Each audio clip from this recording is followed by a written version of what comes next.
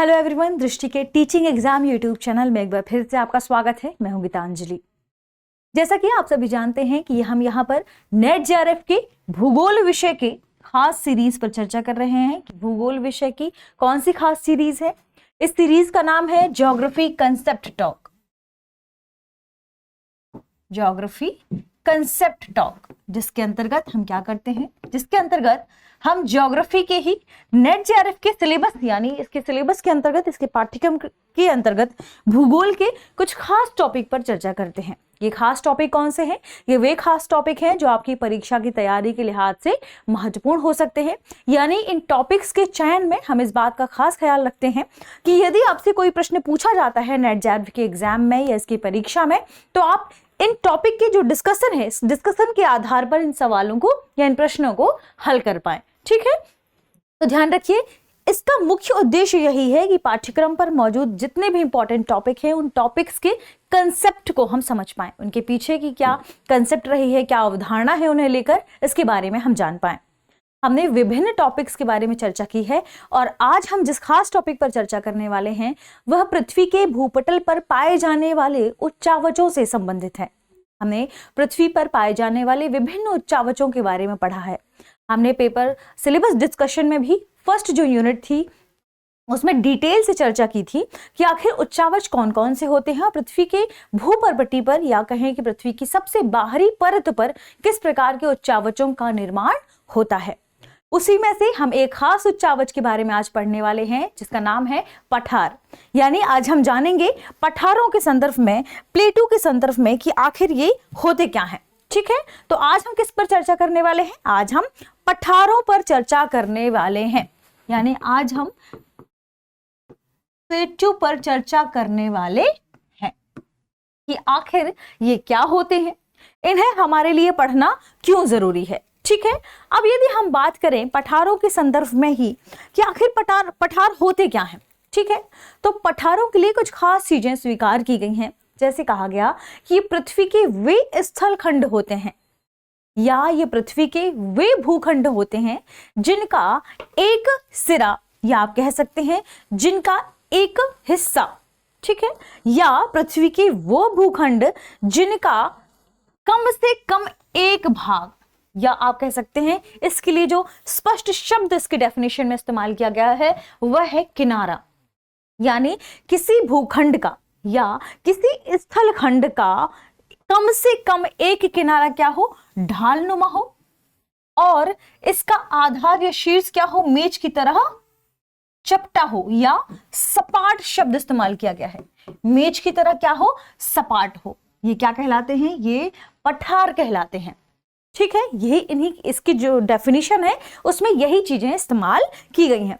यानी स्थलखंड या भूखंड का कम से कम एक किनारा, जिसके लिए पठार की डेफिनेशन में शामिल क्या है कि हम पठार किसे कह सकते हैं कि पृथ्वी के वे स्थलखंड जिनका कम से कम एक किनारा या जिनकी कम से कम एक ढाल क्या हो, समीपवर्ती हो, और दूसरी इसका जो शीर्ष है यह क्या है, सपाट हो। ठीक है, यानी शीर्ष नुकीला ना हो, क्योंकि हमने पर्वतों की डेफिनेशन में पढ़ा था क्या कि ढाल तो हो ही और इनकी ऊंचाई देखो समतल से, लेकिन उनका शीर्ष क्या होता है, नुकीला होता है ना, शीर्ष क्या होता है, संकरा होता है। लेकिन पठारों के लिए क्या बात है कि इनका जो शीर्ष है यानी इस स्थलाकृति की या इस उच्चावच का जो शीर्ष है वह सपाट होना चाहिए, ना कि संकरा, क्योंकि जब संकरा होगा तो वह क्या कहलाएगा, पर्वत कहलाएगा। तो ध्यान रखिए, पृथ्वी के वे स्थलखंड जिनका कम से कम एक ढाल समीपवर्ती सतह से, ये इसकी समीपवर्ती सतह है, इस समीपवर्ती सतह से ऊंचा हो, इसका जो शीर्ष है वह सपाट हो, क्या कहलाता है, पठार कहलाता है। क्या कहलाता है, पठार कहलाता है। तो ध्यान रखिएगा, एक हिस्सा जो समीपवर्ती सतह है, यह समीपवर्ती जो भूखंड है या समीपवर्ती आसपास जो भी धरातल है उससे क्या हो, ढालनुमा आकृति के साथ ऊपर की ओर उठा हुआ हो।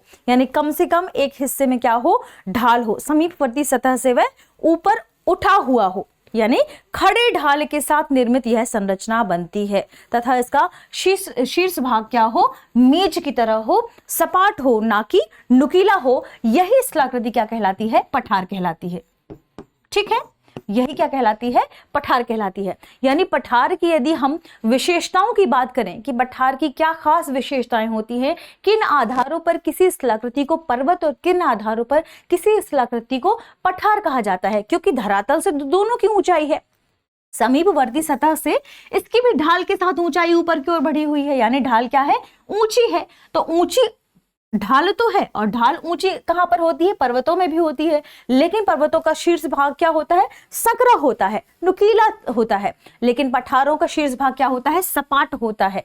तो जब इसकी खास विशेषताएं यदि पूछी जाएं तो ध्यान रखिएगा कि इसके किनारे में, जब हम पठार के बारे में बात करते हैं तो इसके किनारे में क्या हो, एक ढालनुमा आकृति, यानी यह ढाल के साथ ऊंचाई की ओर बढ़ रहा हो, और इसका जो शीर्ष हो वह क्या हो, सपाट हो, और इसके अलावा इसमें सबसे खास बात क्या हो कि इसका शीर्ष विस्तृत भी हो। क्या हो, शीर्ष विस्तृत हो, ये इसकी खास विशेषताओं में शामिल हो जाता है। इस डायग्राम से आप अनुमान लगा सकते हैं, यानी एक तो शीर्ष सपाट होना चाहिए, ऊपर से शीर्ष थोड़ा विस्तृत होना चाहिए, किसकी तुलना में, पर्वत की तुलना में।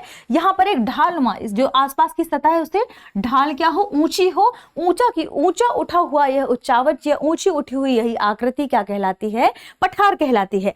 ध्यान रखें पठार के बारे में खास बात यह कि मैदानों की अपेक्षा जो इनके उच्चावच होते हैं, या मैदानों की अपेक्षा पठारों में जो उच्चावच होते हैं वे अधिक होते हैं। क्या, उच्चावच अधिक, तो ये भी आप ध्यान रखें। इसमें उच्चावच क्या होते हैं, यानी पठारों में मैदानों की तुलना में उच्चावचों की संख्या या उच्चावच में की अधिकता पाई जाती है।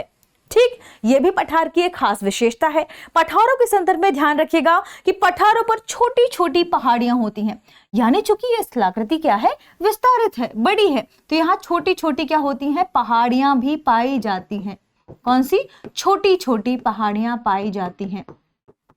ठीक है, ये भी किसके अंतर्गत आएगा, ये भी पठार की विशेषताओं के अंतर्गत आएगा। और एक खास बात पठारों के संदर्भ में ध्यान रखिएगा कि जो पठारों के आसपास नदियां पाई जाती हैं, ये नदियां क्या होती, इन नदियों की जो घाटी होती है वह कम गहरी होती है। यानी पठारों के आसपास जो नदियां पाई जाती हैं इनकी घाटी कम गहरी होती है, कम गहरी होती है। ठीक है, तो ये हमने किसके बारे में बात की, ये हमने बात की पठारों के संदर्भ में। अब महत्वपूर्ण बात आती है, जैसे हमने पर्वतों के बारे में चर्चा की थी कि आखिर पर्वतों का निर्माण कैसे होता है, किन किन आधारों पर पर्वतों का निर्माण हुआ है, तो ठीक इसी प्रकार से हम बात करेंगे पठारों के संदर्भ में। ठीक है, प्लेटू के संदर्भ में। तो ध्यान रखिए पठारों का निर्माण भी विभिन्न अंतर्जात और बहिर्जात बलों के आधार पर हुआ है। यानी पठारों के निर्माण के संदर्भ में किस बात को स्वीकार की गई है, कि किस बात को स्वीकार किया गया है कि पठारों का निर्माण किस आधार पर हुआ है, विभिन्न अंतर्जात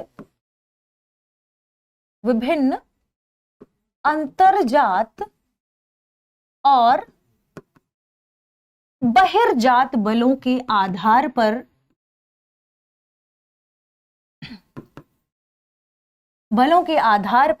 पठारों का निर्माण हुआ है।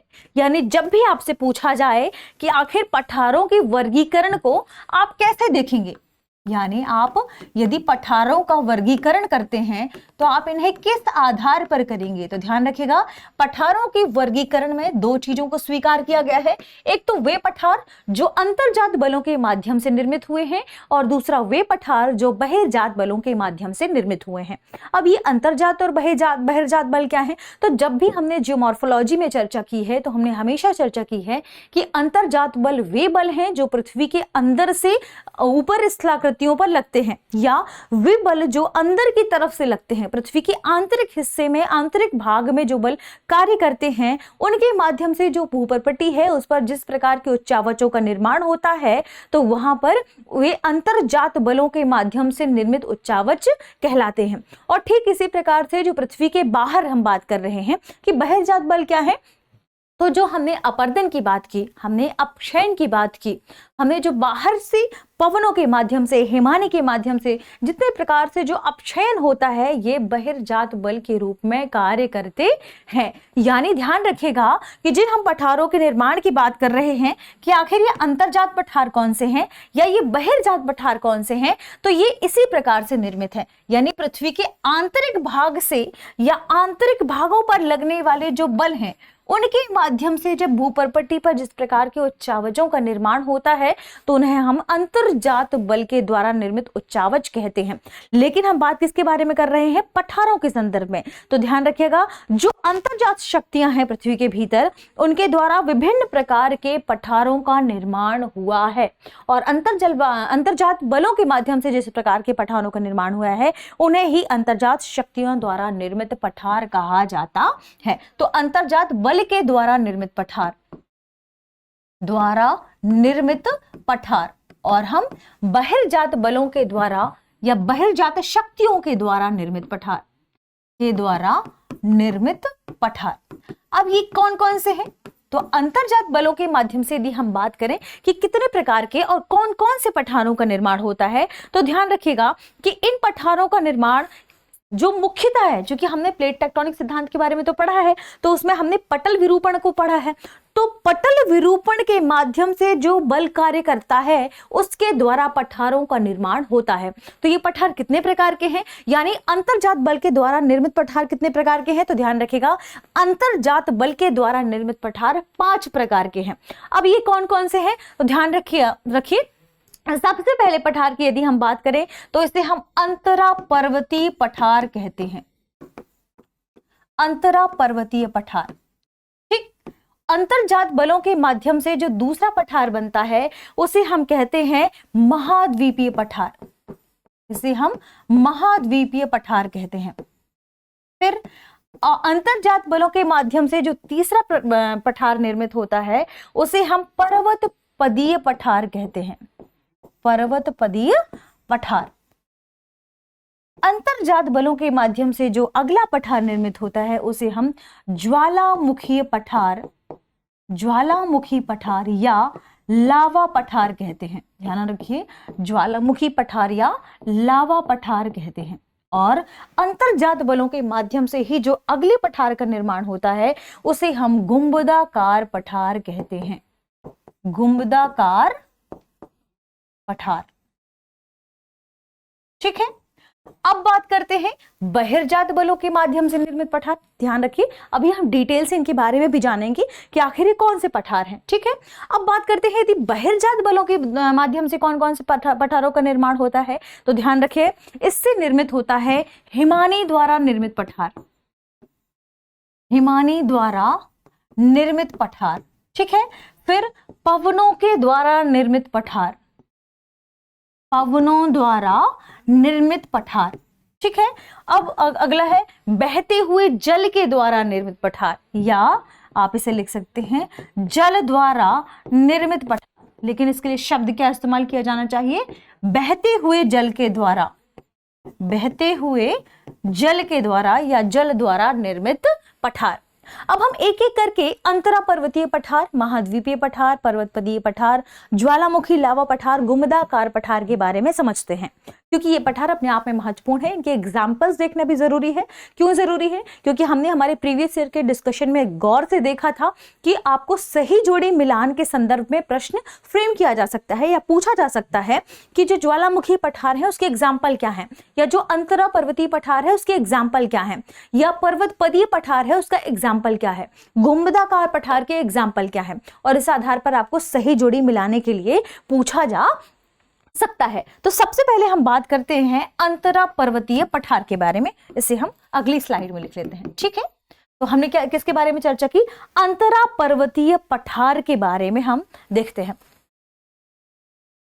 अंतरा पर्वतीय पठार। जब भी बात आती है अंतरा पर्वतीय पठार के बारे में, तो ध्यान रखिए, अंतरा पर्वतीय पठार वे पठार होते हैं जो अपने चारों तरफ से पर्वतों से घिरे होते हैं।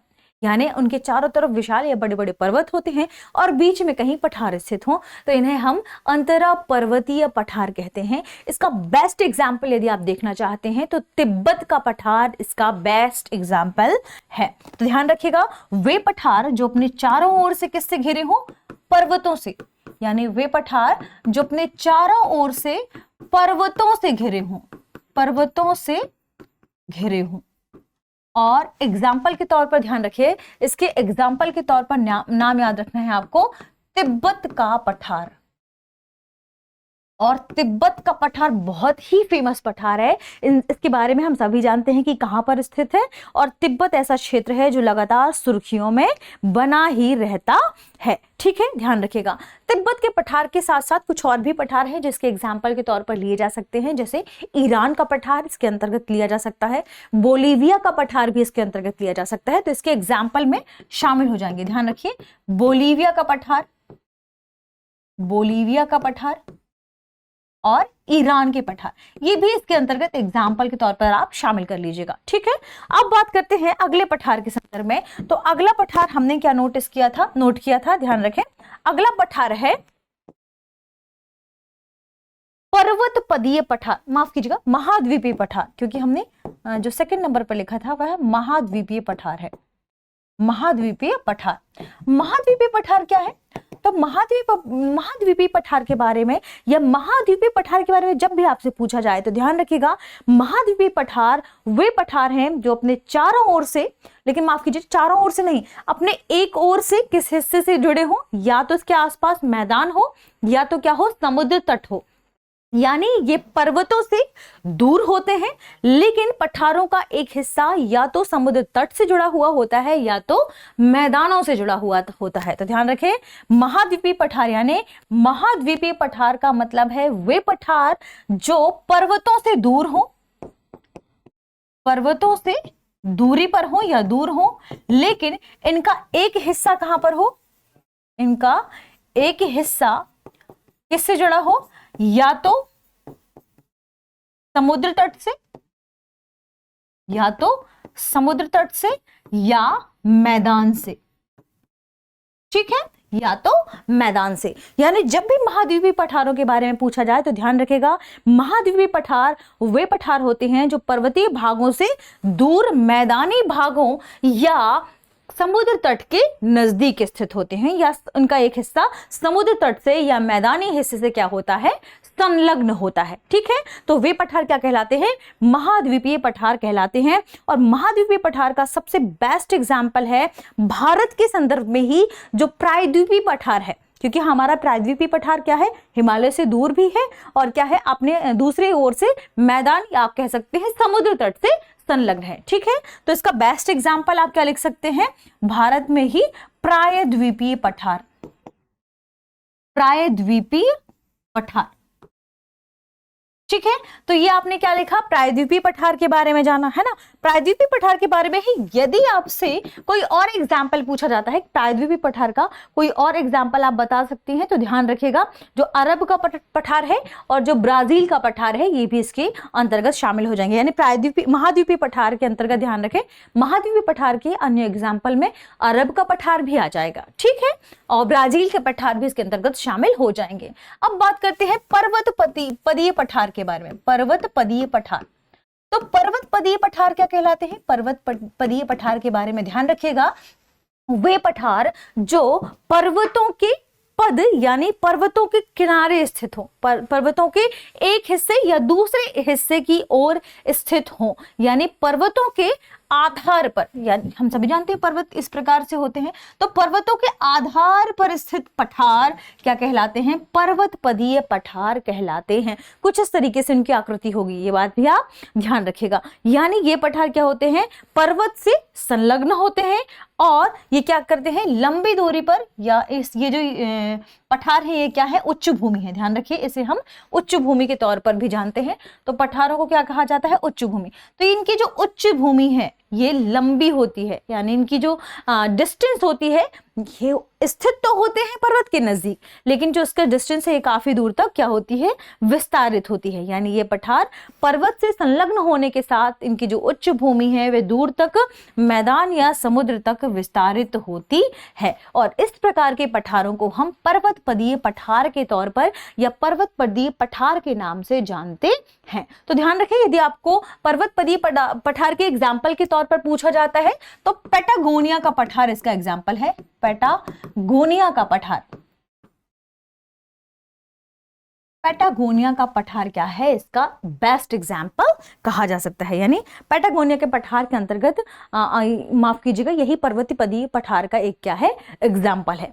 अब यदि हम आगे बढ़ें और देखें कि ज्वालामुखी पठार क्या कहलाते हैं, ठीक है, क्योंकि ज्वालामुखी पठार भी इसी के अंतर्गत शामिल है। तो ज्वालामुखी पठार के बारे में या लावा पठार के बारे में खास तौर पर ध्यान रखिएगा कि ये वे पठार होते हैं जो पृथ्वी के आंतरिक भाग से जो लावा ऊपर की ओर निकलता है, वह लावा बहुत अधिक ऊंचाई पर ना जाकर पास में ही या कम ऊंचाई पर ही जब ठंडा हो जाए तो इस प्रकार से निर्मित पठारों को ज्वालामुखी या लावा पठार के तौर पर जानते हैं। यानी जो हम जानते हैं ना कि पृथ्वी के आंतरिक भाग से जो लावा निकलता है बाहर की ओर, तो इसे हम क्या कहते हैं, इसे हम कहते हैं लावा का उद्भेदन, या हम इसे क्या कहते हैं, ज्वालामुखी उद्भेदन। तो जब ज्वालामुखी उद्भेदन होता है तो उसके बाद या उसके द्वारा उस लावा से निर्मित पठारों को, उच्चावचों को क्या कहा जाता है, ज्वालामुखी पठार के तौर पर जाना जाता है। तो इसके एग्जाम्पल के तौर पर यदि आप आसपास एग्जाम्पल देखें जो दक्कन का पठार है, इसका एग्जाम्पल है, ध्यान रखें, दक्कन का पठार क्या है, इसका एग्जाम्पल कहा जा सकता है या इसका एग्जाम्पल माना जा सकता है। या ये भी खास बात है ज्वालामुखी पठारों के बारे में कि किससे निर्मित होते हैं, ये बेसाल्ट से निर्मित होते हैं, ठीक है, यानी ये बेसाल्ट निर्मित पठार भी कहे जाते हैं। एग्जाम्पल के तौर पर यदि आपसे पूछा जाए तो ध्यान रखिएगा कि दक्कन का पठार इसका बेस्ट एग्जाम्पल है या इसका खास एग्जाम्पल है। यदि वैश्विक लेवल पर आपसे पूछा जाता है तो वैश्विक लेवल पर ध्यान रखिए कोलंबिया का पठार भी इसका बेस्ट एग्जाम्पल है, कोलंबिया का पठार, ठीक है। अब अंतिम पठार के बारे में बात करते हैं जो कि अंतर्जात बलों से निर्मित है। वह पठार क्या है, वह है गुंबदाकार पठार, गुंबदाकार पठार। अब गुंबदाकार पठार क्या है, तो गुंबदाकार पठार के बारे में ध्यान रखिएगा कि जब पृथ्वी के आंतरिक बलों के माध्यम से हलचल होती है और ऊपर वलन का निर्माण होता है, हमने देखा था ना प्लेट टेक्टोनिक सिद्धांत में कि कैसे वलित पर्वतों का निर्माण होता है, ठीक उसी प्रक्रिया के माध्यम से वलित पठारों का भी निर्माण होता है। तो गुंबदाकार पठार में क्या है कि आंतरिक बलों के फलस्वरूप जब दो प्लेटों के मध्य वलनों का निर्माण होता है तो उन्हीं वलनों के फलस्वरूप गुंबदाकार पठार का भी निर्माण होता है। तो ये किसके माध्यम से होता है, ये अंतर्जात बल के द्वारा उत्पन्न जो वलन की क्रिया है, इन वलन की क्रिया के माध्यम से ही गुंबदाकार पठार का जो आविष्कार होता है, या आप कह सकते हैं कि वलन की क्रिया के माध्यम से जो भूखंड ऊपर की ओर उठ जाता है या भूखंड का क्या हो जाता है, उत्थान हो जाता है, जिसके माध्यम से गुंबदाकार पठार बनते हैं, या यही गुंबदाकार पठार कहलाते हैं। अब यदि पूछा जाए आपसे एग्जाम्पल के तौर पर तो ध्यान रखिएगा भारत में ही इसका एग्जाम्पल है छोटा नागपुर का पठार।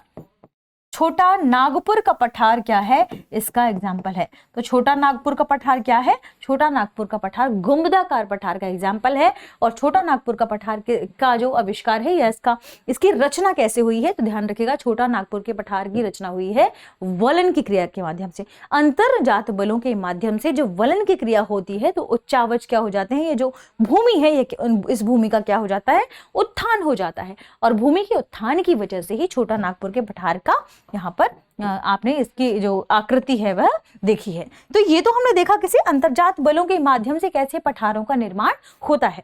अब आइए चर्चा कर लेते हैं बहिर्जात बलों के माध्यम से पठारों के निर्माण के संदर्भ में। यानी अब हम देखेंगे बहिर्जात बलों के माध्यम से निर्मित पठारों को, निर्मित पठारों को। तो अभी हमने इनके बारे में लिखा भी था कि ये 3 प्रकार के होते हैं। कौन कौन से होते हैं इस भी हमने देखा था कि जल के द्वारा, बहते हुए जल के द्वारा निर्मित पठार हमने देखा था, हिमानी के द्वारा निर्मित पठार और पवनों के द्वारा निर्मित पठार। तो सबसे पहले यदि हम बात करते हैं कि आखिर हिमानी के माध्यम से कैसे पठारों का निर्माण होता है, या हिमानी पठार या हिमानी के माध्यम से पठारों का निर्माण किस तरीके से होता है, तो ध्यान रखिएगा हिमानी के माध्यम से जब भी आपको सुनने मिलता है कि आखिर कैसे इसका निर्माण हुआ है, तो जो पर्वतीय भाग है, हमने देखा है ना कि पर्वत भाग क्या होते हैं, बहुत ऊंचे ऊंचे होते हैं। तो पर्वतीय भागों पर हिमानी के अपर्दन से, पर्वतीय भाग तो बहुत ऊंचे होते हैं, यहाँ पर हिम भी होता है यानी बर्फ जमी होती है। तो हिमानी अपर्दन के माध्यम से पर्वतीय भागों में हिमानी अपर्दन से ये हिस्सा क्या हो गया, ये जो हिम है ये क्या हो गई, बह गई, या ये क्या हो गई, नीचे की ओर आ गई। तो इसके माध्यम से फिर क्या होता है, इस तरीके से पठारों का निर्माण हो जाता है। वो जो पर्वत इतने ऊंचे बने हुए थे, यहाँ पर हिम अपर्दन हुआ या हिमानी अपर्दन हो गया, और हिमानी अपर्दन के माध्यम से कुछ इस तरीके से पठारों का निर्माण हो गया। तो इस प्रकार से यदि किसी पठार का निर्माण होता है तो इसे हिमानी द्वारा निर्मित पठार कहा जाता है। तो ध्यान रखें, पर्वतीय भागों में हिमानी अपर्दन की क्रिया के द्वारा जब जो पर्वतीय हिस्से थे ये सपाट हो जाएं, और सपाट होने की वजह से जिस स्थलाकृति का निर्माण होता है वे हिमानी पठार कहलाते हैं। इसका बेस्ट एग्जाम्पल है गढ़वाल का पठार। ध्यान रखिए, गढ़वाल का पठार ये इसका बेस्ट एग्जाम्पल है। क्या है, गढ़वाल का पठार। तो यदि आपको सही जोड़ी के साथ हिमानी पठार के बारे में आता है और पूछा जाता है कि निम्नलिखित में से इससे जुड़ा हुआ कौन सा पठार है, तो ध्यान रखिएगा गढ़वाल का पठार हिमानी द्वारा निर्मित पठार है। इसके अलावा अंटार्कटिका में भी कुछ पठार निर्मित है हिमानी द्वारा ही, और कुछ हिस्से ग्रीनलैंड के भी हैं जहां पर हिमानी द्वारा निर्मित पठार पाए जाते हैं। यानी ये वह हिस्सा है जहां पर हिम या बर्फ क्या होती है, जमी होती है पर्वतों में, और जब वहां पर हिम के माध्यम से अपर्दन होता है, या जो हिमानी अपर्दन होता है, ध्यान रखें, उसके माध्यम से फिर पठारों का निर्माण हो जाता है, क्योंकि पर्वत क्या होते हैं, सपाट हो जाते हैं। ठीक है, अब बात करते हैं हम दूसरा, जल के द्वारा या बहते हुए जल के द्वारा निर्मित पठार। तो जल के द्वारा निर्मित पठार कौन से पठार होंगे, तो जब भी बात आएगी कि आखिर जल के द्वारा निर्मित पठार कौन से हैं, तो ध्यान रखेगा जब किसी भी क्षेत्र में, कि कोई भी क्षेत्र में, हम सभी जानते हैं ना कि बहुत सारे ऐसे क्षेत्र जहां नदियां प्रवाहित होती हैं, तो जब किसी क्षेत्र में नदियां प्रवाहित होते होते अपने निक्षेपण के साथ, बहुत सारे पर्वत ऐसे हैं जहां से नदियां गुजरती हैं, नदियां प्रवाहित होती हैं, तो जब किसी क्षेत्र में नदियों की निक्षेपण से क्या हो जाता है, पदार्थों का जमाव हो जाता है। ठीक है, मान लीजिए कि नदियां बहती हुई आई, और नदियों के बहते होने से क्या होता है, खूब सारा अपने साथ अवसाद बहा कर लाती हैं। तो अपने अवसादों को ये क्या बहा कर लाती हैं, और एक स्थान पर अवसादों का क्या होता जाता है, जमाव होता जाता है, और ये हिस्सा कुछ इस तरीके से बनता है, उठा हुआ। तो जब नदियों के निक्षेपण के माध्यम से अवसादों का जमाव होता जाए, तो उसके बाद जिस प्रकार के पठारों का निर्माण होता है उन्हें जल द्वारा निर्मित पठार कहा जाता है। ध्यान रखिएगा, लेकिन यह केवल इस माध्यम से नहीं होता कि नदियां बहा कर आई, उन्होंने निक्षेपण को एक स्थान पर रख दिया या उनका जमाव हो गया तो वे पठार कहला गई, नहीं। दरअसल जब ये क्या करती हैं, एक साथ अवसादों को बहा कर लाती हैं, तो यहाँ पर अवसाद इकट्ठे तो हो गए, लेकिन फिर क्या होती है, हलचल होती है। कौन सी हलचल, भूगर्भिक हलचल। तो जब भूगर्भिक हलचल होती है तो यह हिस्सा अपने आसपास वाले हिस्से से क्या होता है, थोड़ा सा ऊपर उठ जाता है या ऊंचा उठ जाता है। तो इसकी ऊंचाई क्या हो गई, और बढ़ गई। एक तो यहाँ पर निक्षेपण बहा कर लाई थी, तो निक्षेपण की वजह से ये निक्षेपण जम गया था, यहाँ पर अवसाद जम गए थे, ऊपर से भूगर्भिक हलचल हो गई, तो जिसके माध्यम से ये जो हिस्सा है वह ऊपर की ओर उठ गया, इस हिस्से का उत्थान हो गया। तो इस प्रकार जो पठार निर्मित होगा वह क्या होगा, वह जल द्वारा निर्मित पठार कहलाता है। ध्यान रखिए, ये हिस्सा अपने आसपास वाले हिस्से से ऊंचा उठ गया, तो ये क्या कहला गया, उच्च भूमि या ठीक है पठार। अब बात करते हैं पवनों के द्वारा निर्मित पठारों के संदर्भ में कि आखिर पवनों के द्वारा किस प्रकार के पर्वतों का निर्माण होता है। तो पवनों के द्वारा निर्मित पठार। पवन यानी हवा यानी वायु, तो वायु के माध्यम से या हवा के माध्यम से किस प्रकार के पठारों का निर्माण होता है? तो ध्यान रखिए, जब किसी क्षेत्र में पवन द्वारा, अभी तक क्या हो रहा था, नदियों के द्वारा ऐसी कार्य हो रही थी, नदियों के द्वारा ये क्रिया हो रही थी, तो जब किसी क्षेत्र में पवन द्वारा मिट्टी के बारीक कणों को बहाकर लाया जाए, किसके द्वारा? पवन के द्वारा, पवनों द्वारा। तो जब किसी क्षेत्र में पवन द्वारा मिट्टी के बारीक कणों का क्या हो रहा है? लंबे समय से निक्षेप हो रहा है, तो जब ऐसा होता है तो ये मिट्टियां क्या करती हैं? बहुत लंबे समय में शैल में परिवर्तित हो जाती हैं। तो बहुत ही बारीक कणों को पवनों के द्वारा जब बहाकर लाया जाता है तो दीर्घ काल में या लंबे समय में ये कण क्या होते हैं? शैलों में परिवर्तित हो जाते हैं। तो जब ये शैलों में परिवर्तित हो गए तो क्या हो गया? शैल में परिवर्तित होने के बाद धीरे धीरे या लंबे समय में, चूंकि यह बहुत सारे कण आते जा रहे हैं, तो जो चट्टानों के ऊपर फिर क्या होती है? एक परत बन जाती है। तो चट्टानों के ऊपर जो परत बनती है यह क्रमशः ऊंचाई की ओर उठती है या ऊपर की ओर उठती है। तो जब यह ऊपर की ओर उठती है अपने आसपास की भूमि से, तो ये इस प्रकार के पठारों को क्या कहा जाता है? पवन द्वारा निर्मित पठार कहा जाता है। तो ध्यान रखिएगा, जब पवनों द्वारा मिट्टी के बारीक कणों को बहाकर लाया जाता है, तो लगातार मिट्टी के बारीक कणों को बहाकर लाने की वजह से ये अपने आसपास वाले क्षेत्र से क्या हो गया? यहाँ पर शैल या चट्टान का निर्माण हो गया, ये हिस्सा ऊंचा उठ गया अपने आसपास वाले क्षेत्र से, तो फिर इसे क्या कहा जाता है? पवनों द्वारा निर्मित पठार कहा जाता है। यदि आपसे एग्जाम्पल पूछा जाता है तो ध्यान रखिएगा, जो पोटवार का पठान है, कहां पर? पाकिस्तान में। ध्यान रखें, पोटवार का पठार ये लंबे समय में दीर्घकाल में निर्मित क्या है? एक पवनों द्वारा निर्मित पठार का एग्जाम्पल है। पोटवार का पठार कहां पर है? यह भी ध्यान रखिएगा, पाकिस्तान में। तो ये किसका एग्जाम्पल है? ये एग्जाम्पल है पवनों द्वारा निर्मित पठार का। यदि आपसे पूछा जाए कि जल द्वारा निर्मित पठार कौन सा है, तो भारत में ही, अभी हमने जल का एग्जाम्पल, तो इसमें हमने इसका एग्जाम्पल नहीं लिखा था, तो जो चेरापूंजी का पठार है, चेरापूंजी का पठार, ठीक है, एग्जाम्पल ध्यान रखिएगा, चेरापूंजी का पठार क्या है? जल के द्वारा निर्मित पठार का एग्जाम्पल है। इसके अलावा हमने मध्य प्रदेश के विंध्य पठार का नाम भी सुना होगा, जो विंध्यन रेंज है उस पर कुछ पठारों का निर्माण हुआ है, वह भी जल के द्वारा जो अवसाद बहाकर लाया गया, तो भूगर्भिक हलचल की वजह से जो हिस्सा अपने आसपास वाले क्षेत्र से ऊपर उठ गया, तो इस प्रकार के जो पठारों का निर्माण हुआ है उसे कहते हैं हम जल के द्वारा निर्मित पठार। ठीक है, तो हमने इस प्रकार से पठारों के संदर्भ में जो महत्वपूर्ण जानकारी हो सकती थी कि पठार क्या होते हैं, ये पर्वतों से कैसे भिन्न होते हैं, कौन कौन से पठार हमारे यहाँ पाए जाते हैं, या इन पठारों के प्रकारों के ये बेस्ट एग्जाम्पल हो सकते हैं, इनके बारे में हमने देख लिया। तो भारत में जहाँ भी पठार है आपने उनके बारे में भी चर्चा कर ली, और हमने यह बेहतर तरीके से देखा कि किसी भी पठार का एग्जाम्पल क्या हो सकता है।